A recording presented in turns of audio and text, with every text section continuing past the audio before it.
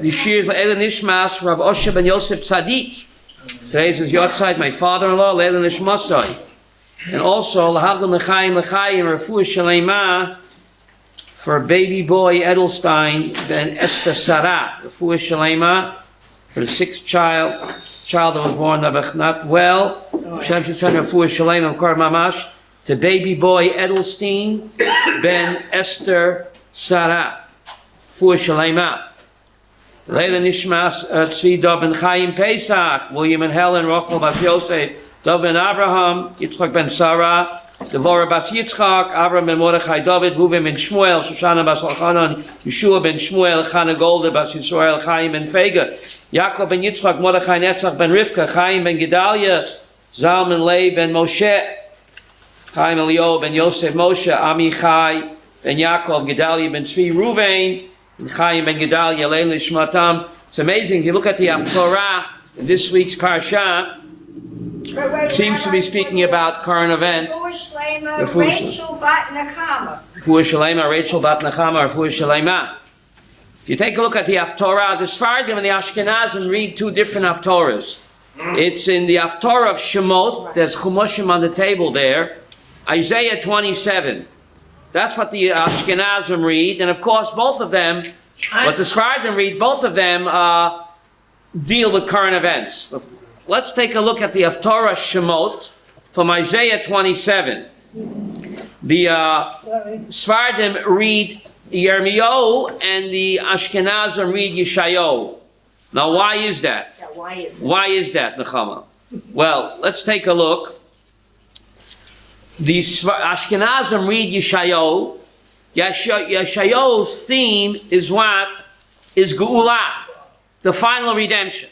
We want to connect the Parsha. It's speaking about the first Galut and the Geula Mitzrayim. So we pick an Haftorah from Isaiah 27 that speaks about the final redemption.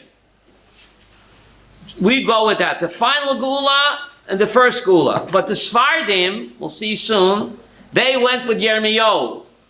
They went, because the Parsha also speaks about slavery and exile. So Yirmiyahu, his theme is what? Exile to Churban. So Ashkenazim go with the Geula, and the Sfardim go with what? With exile, because the Parsha does speak about the Egyptian exile. So we'll see how that works out and how we'll tie it into current events. Isaiah 27, if you take a look at there's Birnbaum Chemoshim with Art Scroll edition. Here it is. Haftorah Shemot. For those that need it. Haftorah Shemot. Isaiah 27. 26. Anybody need a Chumash? This is a prophecy. 64. Anybody else want a Chumash? The prophecy of the final redemption. You have it, Beryl? He passed the book down to Beryl. He has it in the back there. Isaiah 27. Days are coming when Yaakov will take root. Israel will bud and flourish and fill the entire face of the earth with fruit. All you have to do is go to Machne Yehuda. Exactly. Right, Avi? You go to Machne Yehuda, and we are living this prophecy. This is a clear sign that Mashiach Moshe is right here. Because Isaiah 27 says, days are coming when Yaakov will take root, Israel will bud and flourish and fill the entire face of the earth with delicious fruit and veggies. You just have to go to Machne Yehuda and you see this. Right? Yeah. In front of our very eyes. We export fruit and veggies and high tech all over the world. Medicine, everything. High tech, low tech, it's all what comes from Eretz Yisrael. So Prophet Isaiah, centuries early, had already prophesied that this is going to be a sign that what? That Mushiya is what? Around the corner. Right. Right? Days are coming. Those days are coming in the Chama. They're now. They're now. We're there now. Mamish now. It's just amazing. We're not. Right? Right. Cures. The greatest cures come from Israel. Even Jimmy Carter. He had inoperable cancer. He went to Israel? No, he got Israeli doctors.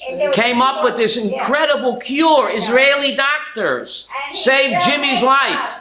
How does he repay us? Huh? So everything comes from us. We are filling the entire face of the earth, not just with fruit and veggies, high-tech, low-tech medicine. It all comes from here. And the prophet Isaiah prophesied that this is a sign that what? The Mashiach is coming very, very, very soon. And if you take a look further on in the Haftorah, in Isaiah, he says that what? In verse 13. In verse 13, V'hoya b'yomahu yitokah b'shayfa godol. Verse 13, it shall be on that day that a great shofar will be blown, and those that are lost in the land of Ashur, and those that are cast away in the land of Mitzrayim, will come together right now and bow down to Hashem, Bahar Tzion, Har HaKodesh, Yerushalayim, Yerushalayim. What does Mitzrayim mean? Meitzar.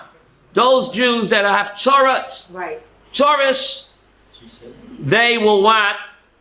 Come back to Eretz Yisrael and come home. And we see this is happening in front of our eyes.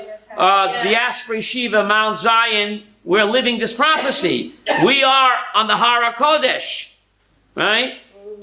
So this is the Haftorah that the Ashkenazim read. The Ashkenazim read. If you look at the last verse in the Haftorah, in Isaiah 29, Pasuk 23,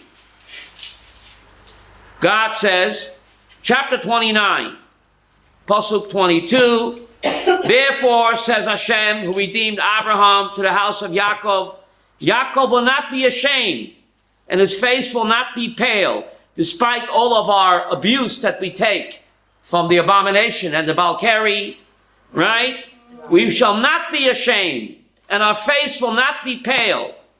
Isaiah 29, verse 23, when we see the children, God says, my handiwork, who will sanctify my name, they will sanctify the Holy One of Israel and strengthen the God of Israel. How do we strengthen the God of Israel, Shelley?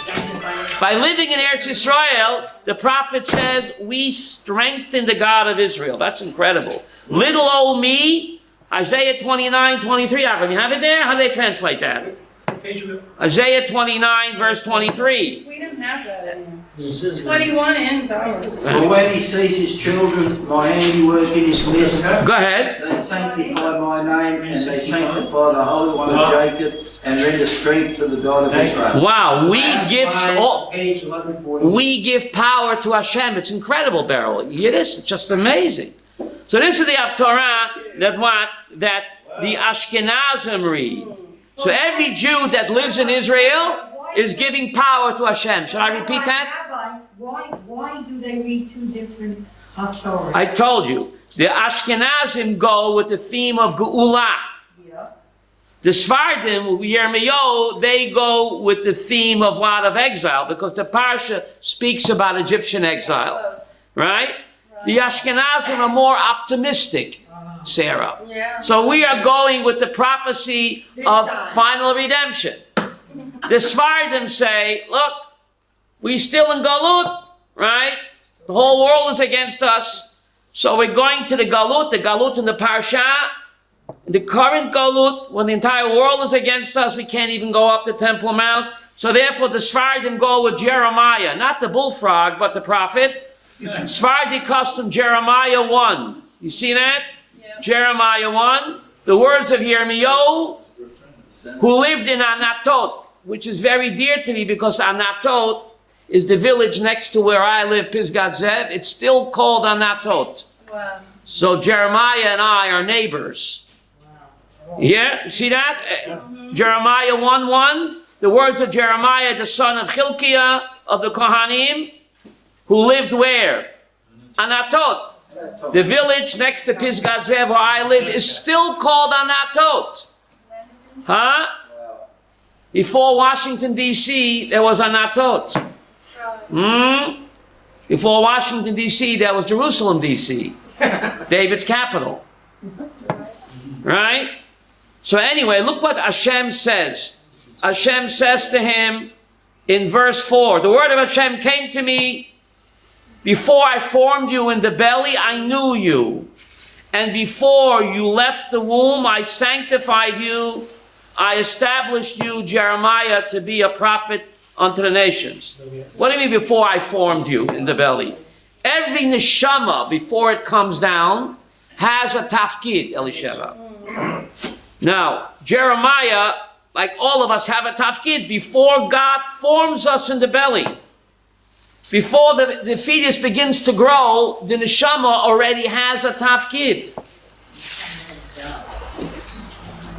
But he doesn't want the job. See verse 6? But I said, aha. What does he say in verse 6? Alas, alas, poor Yorick. I knew him well. No, what does he say, Abraham? Alas? Alas, my Lord, Hashem Elohim, I know not how to speak, for I am a child. This ties in, Abraham, to the Parshat. Why did the rabbis choose this Haftorah? What does Moses say in the... I can't speak. I can't speak. I'm not a person. I have marbles in my mouth. Who said the same thing? Jeremiah. So this is one of the reasons why the Sephardim chose this Haftorah, like Moshe at the burning bush. I can't speak. Get yourself another man. All of the prophets didn't want the job. That's exactly why God chose them. Don't you see? They all felt unworthy. He uses the same language like Moses. I don't even know how to speak. It's exactly what Moshe said. So we all have a mission.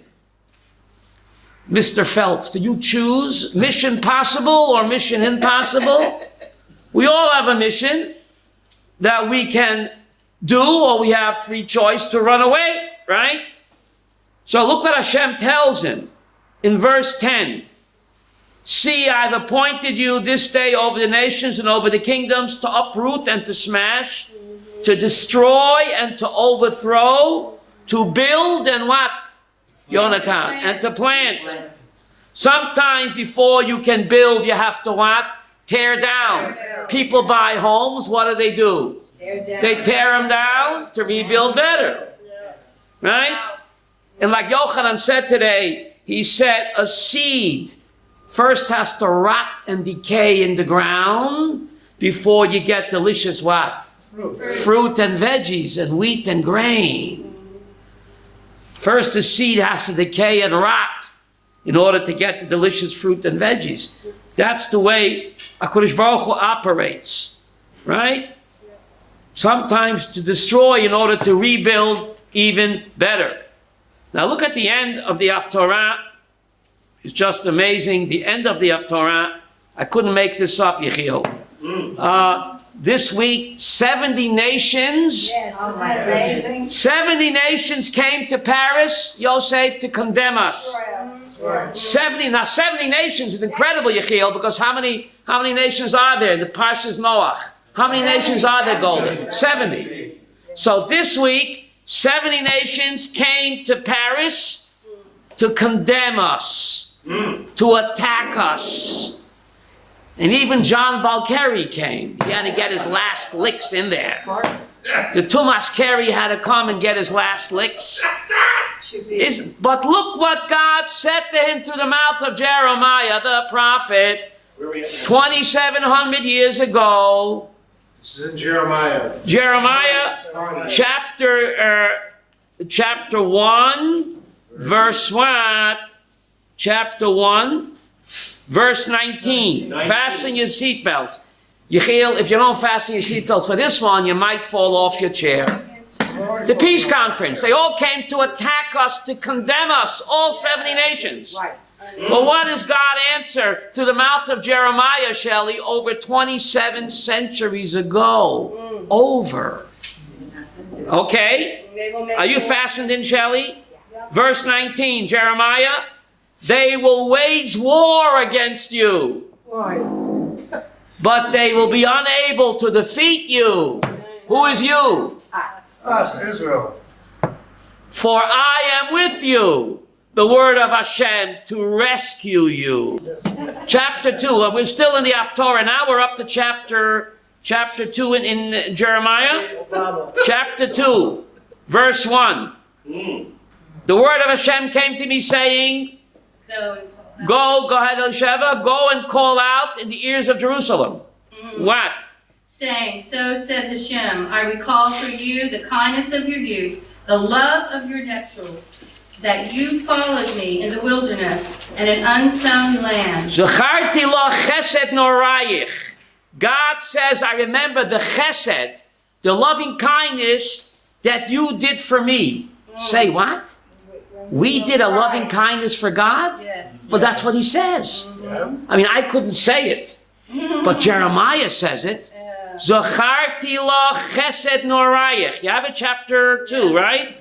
I remember for you, God says, your loving kindness of your youth, the love of your bridal days, when you were my young Kala. Yosef, you have that? I'm, Sweet of him. What page is that? Page 364. We did a chesed for God. Sarah, how can I do a chesed for God? Trust him. Trust. Oh, Elisheva, by trusting Him, by having faith in Him. God says, you do a chesed for me. It's incredible. Little old me. Abraham, little old me. Yes. We trust him. Chesed norayich. The love of our bridal days, when you followed me in the midbar, in a land that was not planted. We didn't say, God, where are you taking me? In the middle of nowhere? Nowhere, man. There's not even a Motel 6 out there. Right, Sarah? No 7-Eleven. Where are we taking? We didn't ask any questions. We said, Hashem will follow you anywhere. God will never forget that chesed that we did for Him. And therefore, from verse 3, Israel is holy to Hashem. We are called rashis. We are called His first crop. All who devour us will be held guilty. Evil shall come on them. The word of Hashem. Anyone that wants to devour us, including the UN and the EU, God says evil will come on them. Says HaKadosh Baruch Hu. What a prophecy. What a prophecy. You don't need any Bible codes. That's why It's they're just getting the amazing. Muslims. Now, let's find, of course, now we'll go to the Parshat, and of course we'll find current events in the Parshat. The book of Exodus 1. Exodus 1, 1, Shemot. Exodus 1. Amazing. These are the names of the children of Israel who come down to Mitzrayim. Reuven, Shimon, Levi, etc., etc. We know there are no extra words in the Torah. There's exactly 304,805 letters on Torah scroll. Isn't even one extra letter. So Rashi wonders, why repeat their names again? We know who they are. We know who you are. The Parshas of Bereshit named the sons of Jacob. Why is it necessary to name them again? Shelley, you hear the question? Exodus 1:1. There are books on the table if you want to look in. It's important to look in. The books on the Exodus 1:1. Why is it important? So Rashi says something incredible. In Parshas Bereshit, they're named when they're still alive. Here, they're all dead. So you might think when Reuven, Shimon, and Levi are dead, they cease to be Reuven, Shimon, and Levi. They disappear. Says Rashi, even though he names them when they're alive, he repeats their names after they're dead to teach that we are compared to the stars, says Rashi. Remember that song? We all shine on like the sun and the moon and the stars. That song comes from Rashi, Elisheva. Rashi says you might think that Reuben, Shimon, and Levi, when they die, they cease to be. But even after they're dead, Rashi says they're compared to the stars. Every Jew is a star. Therefore, the Jews invented Hollywood. Yeah, we did. Every Jew is a star, says Rashi. Just like the stars shine on, the Jewish people, even after they die, they continue to shine. Reuven continues to be Reuven, and Levi continues to be Levi. We retain our identity even after we shed the bodysuit.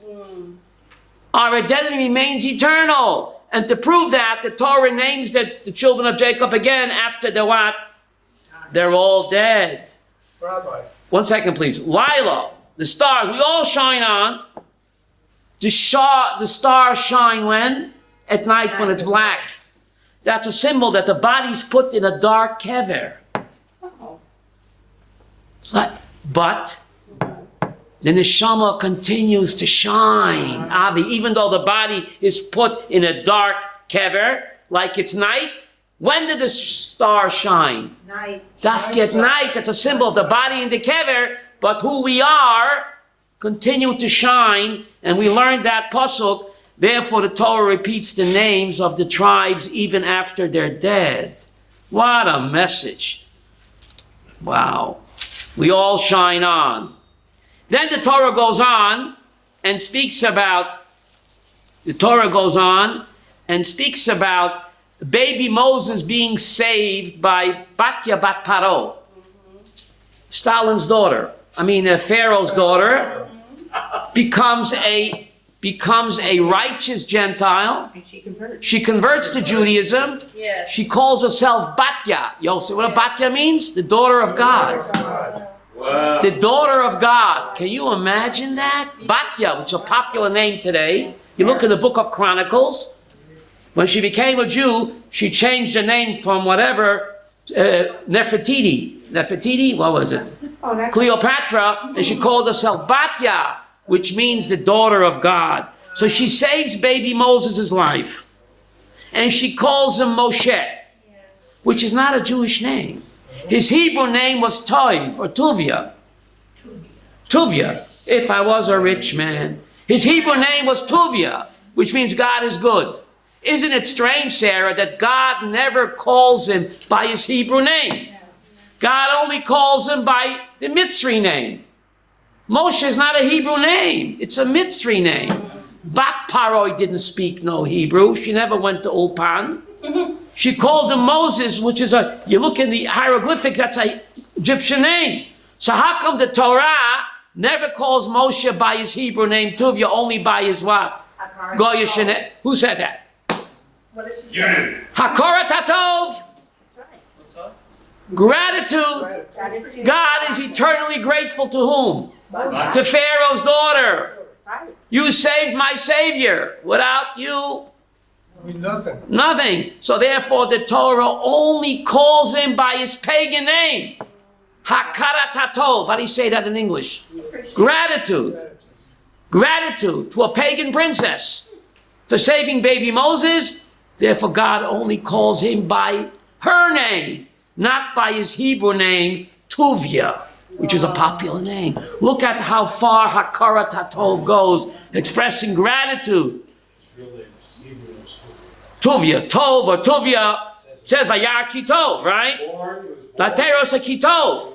So his parents named him Tov or Tuvia, which is a common name today, but no, God never calls him by his Hebrew name. Only by his pagan name, to express gratitude to the Egyptian princess who said without her, there's no Redeemer, Yosef, and no lawgiver. Right? What a principle of what? Of Hakara Tatov in the Torah, how far it goes, right? Hakara Tatov. Then the Torah goes on, it says something very, very strange.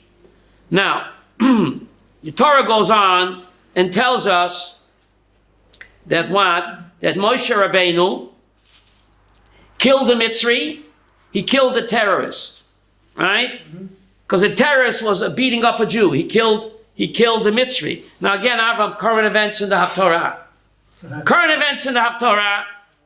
This terrorist was terrorizing a Jew, and Moses got up and what? And he killed him. Fellow Jews said to him, what did you do? You killed an innocent terrorist. Exodus 2, Pasuk 14. Nothing has changed in 3,329 years, Yosef. Exodus 2, verse 14. These so-called liberal Jews, Dathan the Aviram, said, why did you kill an innocent terrorist? The more things change, Sarah, the more they stay the same.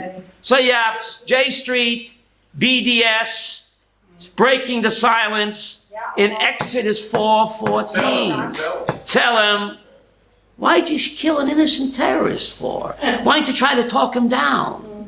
You really don't want to kill me. You really don't want to kill me. Let's talk about it. Right? What incredible, unbelievable. Right? The more things change, the more they what? They stay the same. Wow.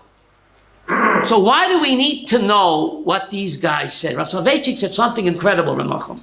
Exodus 2, verse 14, these liberal Jews rebuke Moses, like this poor soldier Nebuchadnezzar on trial. Why do we need to know it for? The Torah is not a history book, Yosef. The Torah is God's GPS, God's personal system. Says the great Rav Soloveitchik, 60 years ago, he must have had Ruach HaKodesh. He said, we have to know that this self-hate that Dosan Aviram displayed is not an isolated case. This is a Jewish psychosis, says Rav Soloveitchik, 60 years ago. Unfortunately, we are going to have these self-hating Jews throughout Jewish history. We should know about it and not despair. Just like in Mitzrayim, we had self-hating Jews who identified with the enemy. That didn't stop the Gula. So now we have self-hating Jews, whether you call them JStreet or Peace Now or Breaking the Silence. Self-hating. He said it's a Jewish psychosis. It couldn't stop the first Gula Mitzrayim. It will not be able to what? Stop the final Gula. But we have to know it exists, not to become full of despair, said the great Rav Soloveitchik. Those are the Hellenes. And Moshe Rabbeinu says something incredible. In Exodus 2, Pasuk 14, he says, the matter is known. Moshe was afraid, Exodus 2, verse 14, Moshe became afraid and the matter is known.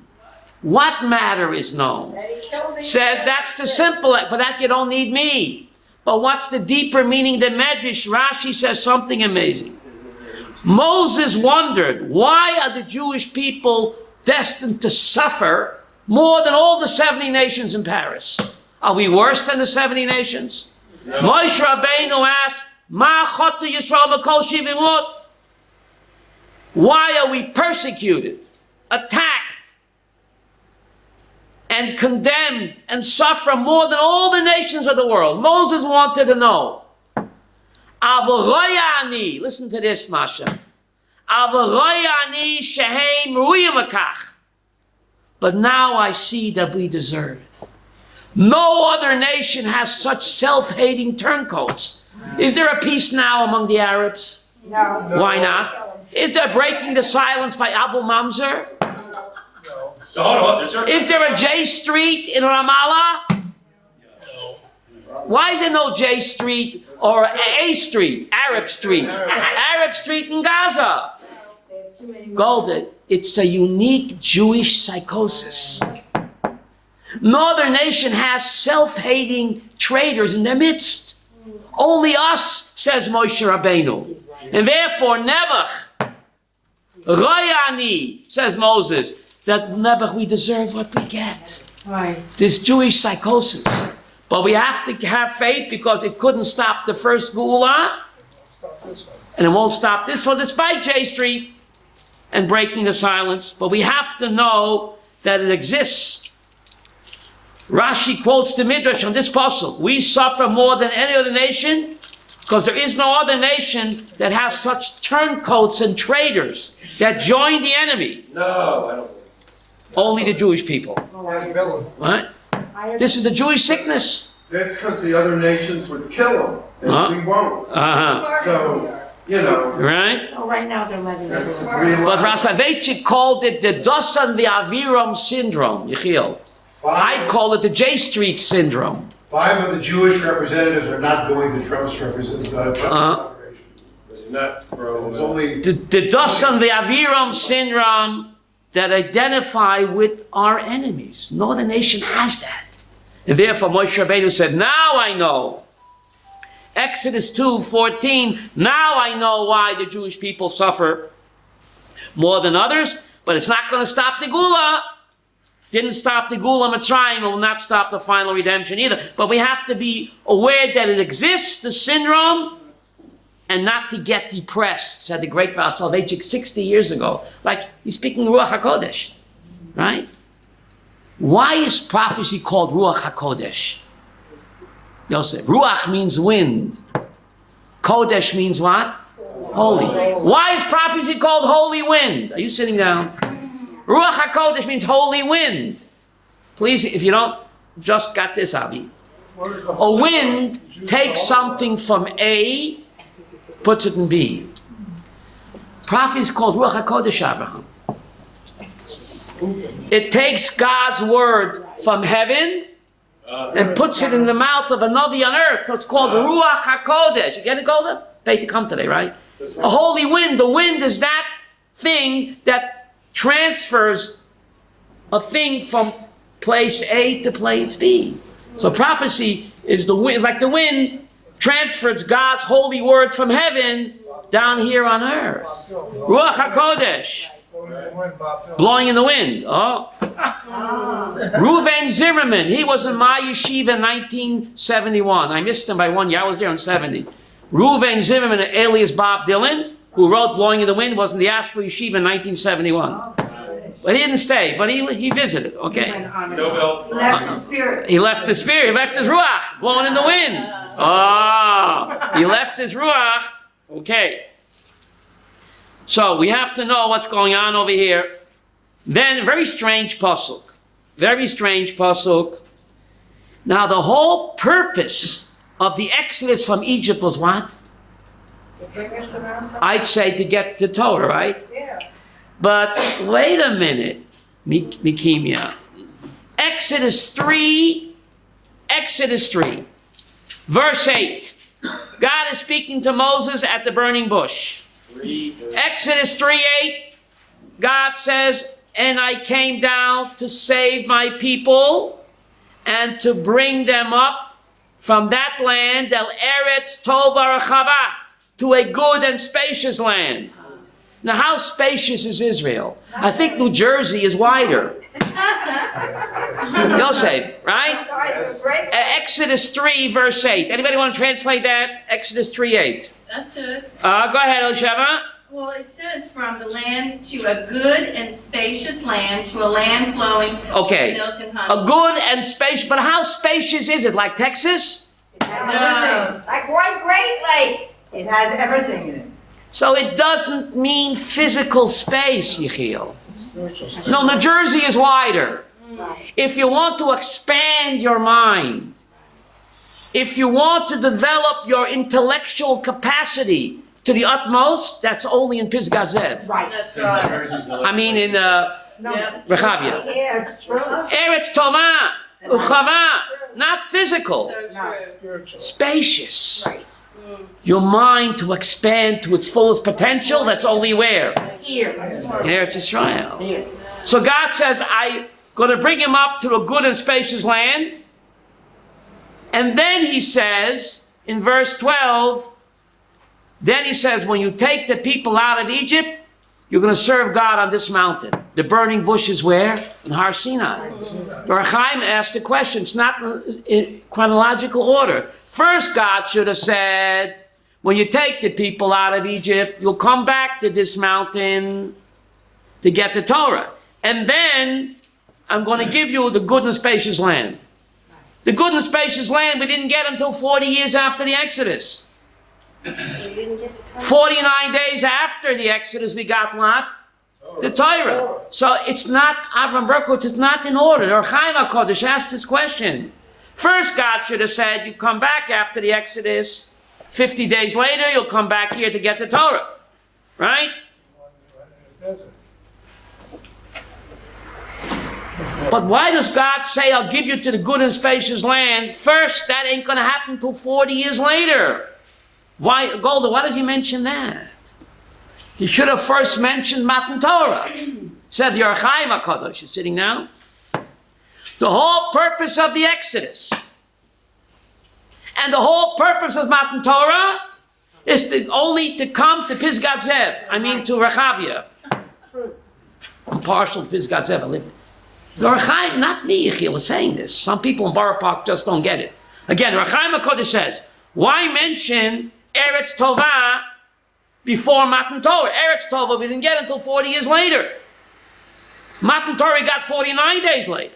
Says Rechaim, Torah is telling me that the whole purpose of the Exodus and Matan Torah was just to come to Eretz Tova. But some people just don't get it. They're in denial. Get it? In denial? Like Pharaoh was in denial? Right, in denial. Like it, right? That's pretty amazing, huh? That's pretty amazing. Or Chaim HaKadosh, he's buried on the Mount of Olives. He says this, not me. Okay, Moshe, Exodus 4. If you go on, please. Moshe Rabbeinu in Exodus 4, verse 20. Strange pasuk, Avraham. You mind reading that? Exodus 4:20. Moshe is going to redeem the Jews, right?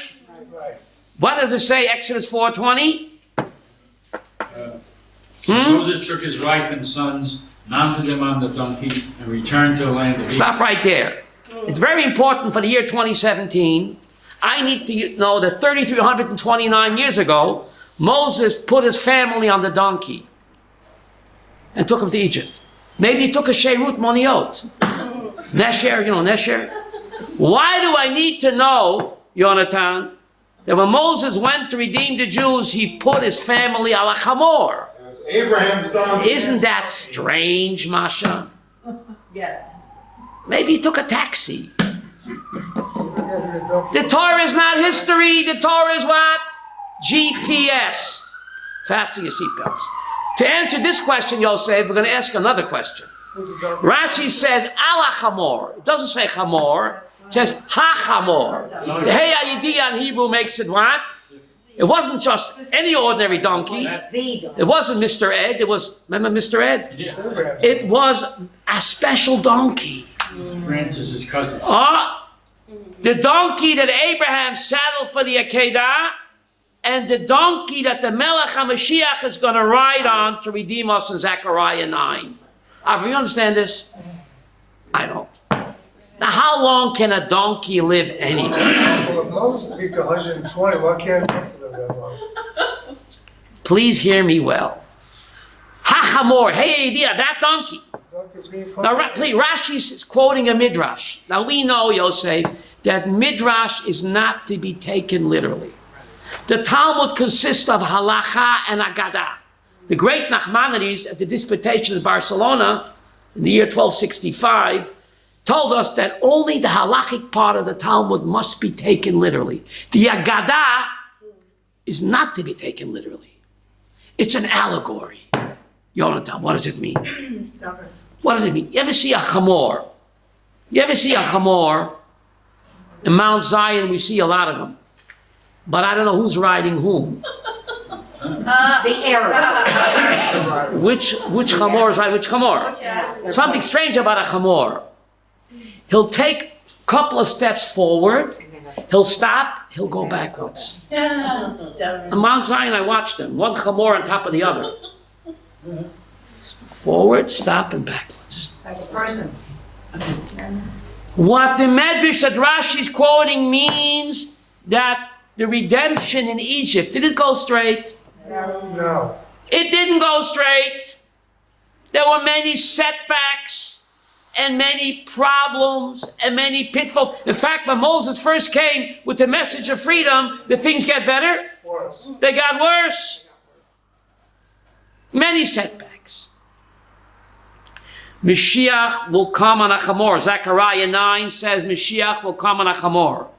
Why won't he have a Lexus? At least a Volvo. Who rides a chamor today? But Zechariah doesn't mean literally. He says Mashiach will come on a chamor. The redemption won't be straight. Forwards and backwards. Look at the donkey. Forwards and backwards. Many setbacks. We're on the road to redemption. But look at the chamor. It's not going to be a straight line. It's a gradual process with many setbacks. Don't despair. Hang in there. It rhymes. We have the roadmap of the final. What's the roadmap? Not the road trap. What's the roadmap of final Golda? Mitzrayim. Mitzrayim. Moses came, freedom. Everybody was excited. Things got much worse. Gush Katif expulsion. Right? Many setbacks. Don't despair. Look at the Chamor. The road to the Akedah. Avram was promised a child that he'll be the future of Am Yisrael. God says, go and kill him. Setbacks. Chamor. Moshe Rabbeinu's going down to Mitzrayim. The Geula won't be easy. It won't be straight. It won't be instantaneous. It's going to be a slow, gradual, painful process. That's the Chamor. More is in a lot of Forwards and backwards. Don't despair. It's a slow, gradual, step by step. Abraham. Step by step. And sometimes 2 steps forward and 3 steps backward. But that's part of the game plan. How do I know? I have the roadmap. What's the roadmap called? The Exodus from Egypt. Look how many setbacks. And when we got out of Egypt, Sarah, we finally got out. Pisgat Zev, here I come. We should have been here in 3 days. It took 40 years. This setback, that setback. But we got here. But we got here. That's the way it has to be. You don't believe me? Look at the Chamor. Good thing I teach at Mount Zion. I get to study the Chamor. The 2-legged ones and the 4-legged ones. Right. Get to study them, Beryl. Yeah. This is what Rashi, quoting the Midrash, means. This is what Zechariah, the only prophet that didn't speak in metaphor was Moses. All the prophets beside Moses, Rabbi Yaakov Goldman, spoke in metaphor. So Zechariah 9 says, Mashiach will come ala chamor. He doesn't mean literally. Mashiach will probably take a Lexus. What's it called? A Lexus. But he means the process will be like a chamor. And don't despair. We have the roadmap. Wow. What a story. Baruch Hashem, right? Yes, yes. Now for 7 days, Moshe refused the job. Rashi says God was trying to talk him into it for 7 days at the burning bush. And he refused. Why did he refuse? Moshe thought that his brother would be upset and resent him. After all, I'm the kid brother. I took a powder for 40 years in Midian. My brother Aaron, my older brother, he was in the slime pits with the Jews.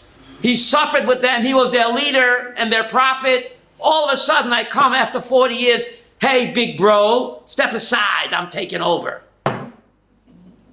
He thought that his brother would resent him and be jealous of him. So, Rav Lau says something incredible. Look how important min Adam L'Chaveiro is.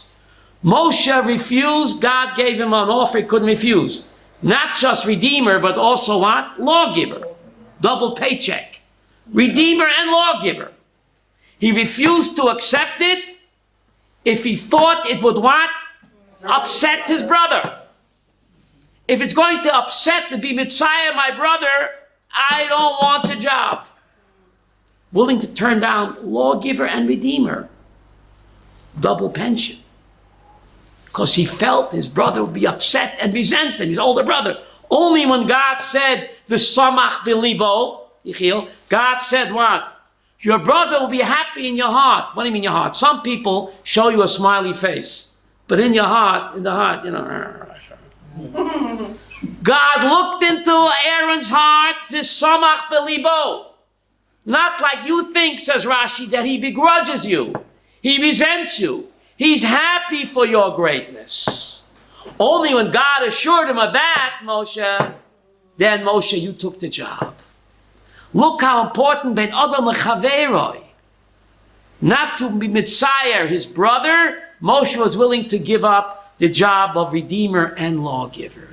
Ben Adam L'Chaveiro. God said, the Samach Belibo. He's not going to resent you. He's happy for you. He's happy for you. And because Aaron was not resentful and jealous, which was only natural, the older brother, 40 years in the slime pits with the Yidden. My brother, Johnny come lately, 40 years he's hanging out in the Midyan. He comes back, the kid brother, step aside. He should resent, but he didn't resent him. Therefore, Yonatan, he was Zeichet to wear the Choshen on his heart. His heart was happy for Moses, so he gets to wear the Choshen Mishpat on his heart. You gotta have heart, lots and lots of heart. Isn't that amazing? Now, I told you we have the roadmap. The Zohar says, it's going to be a tough final redemption, many setbacks, many tragedies. Don't despair, hang in there, because we have the roadmap. The same thing happened in Gulas Mitzrayim. And therefore, Pesach is not that far away. I'm going to ask you a 50 kasha. Avram, you can't ask the same 4 kashas every year. Avram, you can't ask the same kashas every year. People get tired. I'm going to give you a new one. Ma nishtana Pesach mikol hachagim. Pesach is the only 2-day Yom Tov from the Torah. Ma nishtana. The only 2-day Yom Tov from the Torah is what? Pesach. Rosh Hashanah from the Torah is what? No, don't mix me up, Masha. Rosh Hashanah from the Torah is only 1 day. One long day. Rosh Hashanah in our Torah is only 1 day. The second day is rabbinic. Sukkot, 1 day. Shmini Atzeres is what? Separate Yom Tov. Yechiel, you can write this down before you know it's Pesach. Ma nishtana Pesach mikol hachagim. It's the only 2-day Yom Tov from the Torah. Where's the 2 days? The 1st and the 7th. Oh, There is no other 2-day Yom Tov Yonatan from the Torah. Rosh Hashanah is only 1 day in the Torah. The Shmini Atzeres, Simchas Torah, is not part of Sukkot. How do I know? You make a Shechianu. On the 7th day of Pesach, Beryl, you make a Shechianu? no. Because part of Pesach. But the 8th day of Sukkot, you make a Shechianu to prove that what? Separate your holiday. So, Ma nishtana Pesach mikol hachagim. This is not in the Haggadah, make sure I remember. People get bored. They need something new. The Baal Shem Tov says, you know why? I'll tell you why.